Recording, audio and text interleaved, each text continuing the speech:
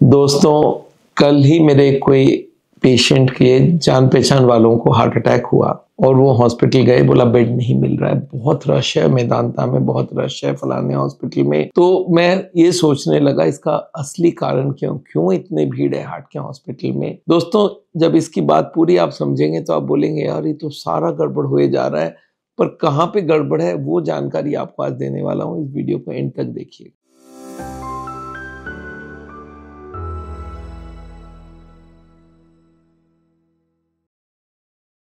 दोस्तों, आपको मालूम है हार्ट की बीमारी धीरे धीरे अंदर ही अंदर हमारे अंदर बढ़ते रहती है और एक ना एक दिन वो बढ़ते बढ़ते या तो एंजाइना के आकार में हमें पता चलता है, जब हार्ट अटैक नहीं होता उससे पहले ही पता चल जाता है 80-90 ब्लॉकेज होने के बाद, और या तो जब हार्ट अटैक होता है जब 100 ब्लॉकेज हो जाए। और आपको मालूम है करोड़ों लोग इस प्रोसेस पे चल रहे हैं, उनकी ब्लॉकेज बढ़ रही है और आइदर वो 70-80-90 तक पहुंच के एंजाइना करेंगे या तो हार्ट अटैक करेंगे। अब मान लेते हैं करोड़ों में से आज एक दिन में अगर हजारों लोगों को हार्ट अटैक होने लग जाए तो वो जाएंगे कहाँ?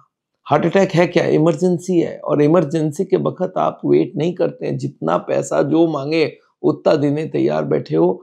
और आप जाके अगर हार्ट के हॉस्पिटल में चारों तरफ चक्कर लगाएंगे, हार्ट के हॉस्पिटल में सिर्फ इमरजेंसी वाले बैठे हुए हैं। क्यों इमरजेंसी में बैठे हैं?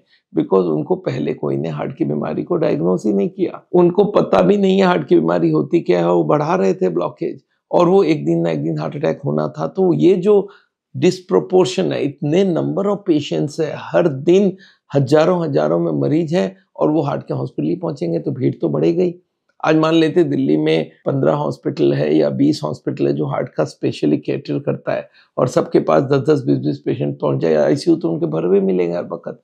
तो ये मान के चल लीजिए आज के दिन में दोस्तों लोग ब्लॉकेज बढ़ा रहे हैं, इमरजेंसी क्रिएट करके हॉस्पिटल में पहुंच रहे हैं। तो भाई जब नंबर्स इतने है ही नहीं हॉस्पिटल के तो सब जगह भीड़ होगा। पर अगर आप डीप डाउन देखते हैं कि सर ये ब्लॉकेज बढ़ क्यों रहा है, पहले से क्यों नहीं पता चलता, इमरजेंसी में क्यों पता चलेगा, जब हार्ट अटैक हो जाए तब क्यों पता चल रहा है, जब एंजाइना हो जाए तब क्यों पता चल रहा है? क्योंकि हम आगे एडवांस में डायग्नोसिस नहीं करते हैं। तो सर एडवांस डायग्नोसिस कैसे हो जाएगा? देखिए, एडवांस डायग्नोसिस के लिए आपको करना पड़ेगा सीटी कोरोनरी एंजियोग्राफी। आज के जमाने में बहुत इजी हो गई है, 7,000 रुपया लगता है, 5 मिनट में आपको बता देंगे कौन सी ट्यूब में कितनी ब्लॉकेज है। अगर आपकी ब्लॉकेज 10-20 है तब तो आप 2-5 साल आराम से वेट करो, फिर सोचेंगे और प्रिकॉशन ले लो। अगर 30-40% है तो आप अभी से रोक सकते हो हार्ट अटैक को। अच्छा, आम आदमी बोले सर इसका मतलब सबको आप सीटी एंजियोग्राफी करने बोल रहे हो? मैं बोला ना, जिनके पास रिस्क फैक्टर्स है, रिस्क फैक्टर्स मतलब ब्लॉकेज के बनने के कारण। तो आप बोलेंगे सर कारण का लिस्ट बताओ। तो सबसे बड़ा कारण है कोलेस्ट्रॉल हाई होना, ट्राइग्लिसराइड हाई होना, और इसके लिए कराना लिपिड प्रोफाइल। और याद रखिएगा कोलेस्ट्रॉल का जो मेरे नंबर्स हैं वो 150 के ऊपर है तो आप ब्लॉकेज बनाने का काम कर रहे हो, और अगर ट्राइग्लिसराइड 130 के ऊपर है तो आप ब्लॉकेज बनाने का काम कर रहे हो। ये टेस्ट लिपिड प्रोफाइल सिर्फ 400 रुपए की होती है, और भी सस्ता बन सकता है।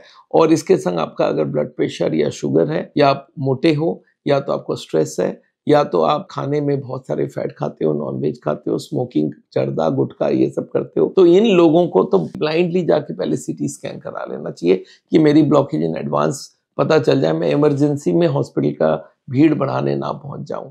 अच्छा, हॉस्पिटल वाले भी बहुत मस्ती में है, वो बोलते भाई मेरे तो पेशेंट भरे हुए हैं क्योंकि हार्ट अटैक के नंबर्स बढ़ते जा रहे हैं। अच्छा, एजुकेशन कोई देना नहीं चाहता है कि आगे से हार्ट अटैक ना हो, उसके लिए क्या करना चाहिए, और यहीं पे बड़ा लैक है। सारे हॉस्पिटल सिस्टम लगा हुआ है सिर्फ इमरजेंसी सॉल्व करने के लिए, बीमारी का जो जड़ है उसको कोई देख ही नहीं रहा है, और यही कारण है। अच्छा, पेशेंट फंसता जा रहा है। अच्छा, जब इमरजेंसी में पहुंच जाए और डॉक्टर बोले आज 2 लाख चाहिए, 5 लाख चाहिए, 10 लाख चाहिए, हाथों हाथ हर चीज अरेंज करते हैं क्योंकि अब मरने का डर है।